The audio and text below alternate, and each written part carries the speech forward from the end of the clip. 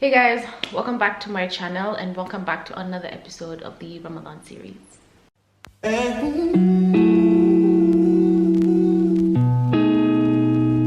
So in today's video, I wanted to start sort of like a Q&A, chit chat, girl talk type of videos on my channel, and I thought this would be a perfect time. I don't know. Anyway, I asked you guys to ask me a couple of questions on Instagram and you guys came through, so we are just going to pull up the questions, just gonna start answering them. So the first question is, can you talk about your acne journey and how to stay confident while having acne? Can you talk about your acne journey and how to stay confident while having acne? Now for me, I didn't have acne like the whole of my life. My acne started I think back in 2016 or early 2017, but I'm sure I had it in 2016, 2017 and 2018. Okay, I still have it now, but I've gotten it under control. And when I tell you, the first time I ever got it, my depression was like at an all-time high. I was someone who had fairly clear skin. Like I didn't have problems with my skin until just one day my skin flared up. I do have a video up on my channel where I talked about all of that. I'm gonna link it somewhere here. It was probably one of the hardest times of my life, and I wasn't that big on social media then. I was just starting out, so I wasn't posting myself as much because I was super self-conscious. My self-esteem was super low. But then I learned how to love my acne. Honestly, don't be fooled by what you see on the internet. When you guys see like people's photos or people's selfies, it's gone through so much editing for you to believe that, oh my god, this person, oh my god, like I'm having clear skin and whatnot. Don't believe the hype, don't believe everything. I've probably had like a zit on my face on a picture and I've edited the heck out of it. So you just need to learn how to be confident and how to accept it. The first step is always acceptance. So the moment you accept yourself and know that, okay, this is my situation now and it's only gonna get better if I work towards that, then slowly but surely you'll start to appreciate yourself and start to see like, honestly, life is more about like how you physically look. That shouldn't matter, at least for me. You know, you need to worry about things like, oh, am I a kind person? Do I have a good heart? Am I a good human being in general? But physical appearances is never something that should bring you down. The next question is, are you judged by your surroundings because of what you do?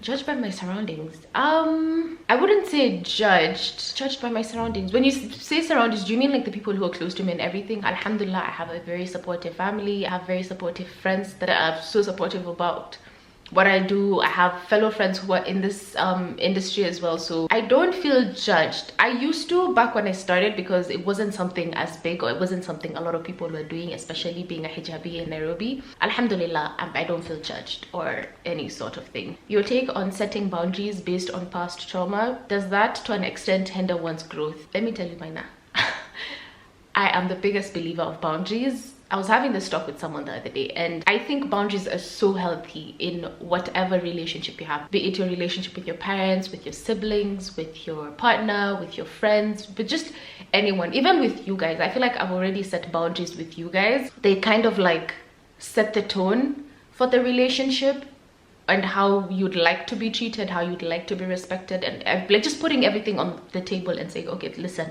this flies, this doesn't, this is how I want to be treated, this is not gonna run with me, that type of situation. And I personally think it is essential for your growth personally. Next question, relationships and how not to basically invest too much to a point you get drained.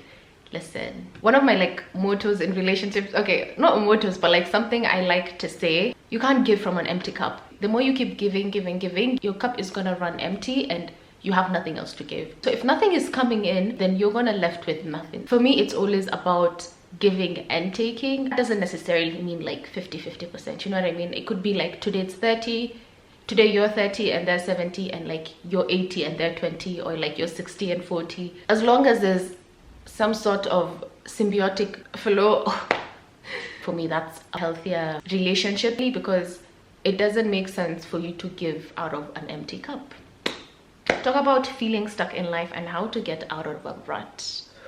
Ooh, I have experienced being stuck in life multiple times. I think that's something we're all bound to go through, and I feel like I'm still gonna go through that in the near future, because sometimes the way human beings are made, we tend to feel not content sometimes we might have things going a certain way and it's not as fast as it want to, or it's not in the direction that we want to, and we feel stuck. So for me, the way I get myself out of a rut is obviously praying to God, make me content, make me appreciate the things that I have or the things that I've done so far. For me, that's like the most important thing. I feel like that's the one thing that just makes you realize, okay, what I'm going through right now is just like a phase and I will get out of it, but I ask for God's help to make me stronger and to make me see like that's just not what my whole life has been about. I'm not stuck. I'm just going through a period where I'm a bit shaky and I will get out of it. And another thing that I do is I usually just do things that I love, you know, just like slow things down, unwind, read a book that I like, hang out with friends, just do things that are good for me and that will like kind of like self-care, if that makes sense. It will just make me feel good about myself. How do you deal with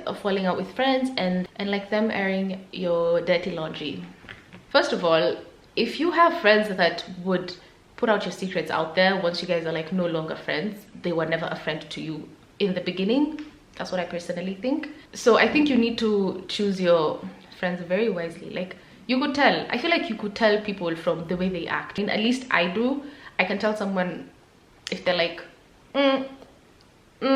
before actually like committing to like a very strong relationship, if that makes sense. But I personally think like if you are the person, immediately you fall out with someone, you're out there talking about their stuff or like things they confided in you or like things you guys did together and all that stuff, I think that's very wrong. How to deal with it? Honestly, as two grown-ups, because I feel like I'm talking to grown-ups, as two grown-ups, I feel like you guys need to come together, sit down, hash your differences, how it happened from my point of view, let them explain how it happened from their point of view, apologize. Even if you guys wouldn't go back to being friends or be going back to the way it was, just like clear the air and like have no bad feelings towards each other, you know, and just be like straightforward. If you are afraid this person is gonna out your dirty laundry, let them know. Just let them know. I feel like communication is such a big step. You might never know, you saying that to them might make them think, okay, yeah, maybe I shouldn't do this. Just let them know. I don't know, as you can tell guys, I've never really dealt with this, alhamdulillah. For me, I think that's what I would have done if I was ever in the situation. How did you find your style? Because this is did not get the 411 when it comes to being a girl. How I found my style, I don't know. Okay, first of all, I have another video that I talked about my style and finding it and what made me gravitate towards like the clothes that I like and everything. I'm gonna link it down below so you guys can check it out. But for me, style was always a way to express myself and a way to share how I'm feeling that day through the outfits that I wore. So that's how I came about to loving fashion and style. For style, I found my style with just like trial and error. I tried different types of looks over the years. This is not just something I woke up one day and figured out. This is something I've been doing for like years and put so much effort in and like cultivated to a point where I know what I want. So as long as it's clothes that I feel beautiful in, the clothes that I feel comfortable in, clothes where I feel like myself in, that's what I gravitate towards. How to gain confidence? You fake it till you make it with confidence. That's like the #1 advice I would give anyone who's having issues with confidence. Personally, I'm not the most confident person. I know I'm sitting here talking to a camera, okay, and I upload videos constantly. It looks like I'm very out there. I'm not really the most confident person ever to exist. You should ask my family, you should ask my close friends. I'm not as confident as I would like to be, but do I let people know that? No, I'm faking it till I make it, guys. How do you deal with societal pressure, especially as a woman? There's a lot of like societal pressure, to be honest. Oh, you need to get married young, you need to be a good wife, you need to do this, oh, you're too out there, oh, you're so much on social media, oh, you need to have haya and just like keep quiet, oh, da da da. I don't care. It's like, it's my life. I do whatever I want as long as I'm content with the way I'm living my life. Honestly, I don't care what the society has to say about me. That's just me. That's just me. Navigating religion and friendship, interfaith relationships. I don't know if I mentioned this before, but both my primary school, high school, and like uni days, I did go to institutions which were majority Christians. So I ended up having a lot more Christian friends than I did Muslim friends. I grew up around that a lot, and when I was younger, it was very difficult for me because 1, I was very impressionable. 2, I didn't really know myself or who I was. I started wearing the hijab actually like consistently right after high school. In high school years, I did know who I was a bit more. My high school friends, which I'm super close to, which are also Christians, and I feel like I said earlier, we created boundaries and letting them know this is okay with me, this is not okay with me. They are respectful enough. It's just setting boundaries and them respecting you and you respecting their boundaries as well is how I learned to like navigate my interfaith relationships with my friends.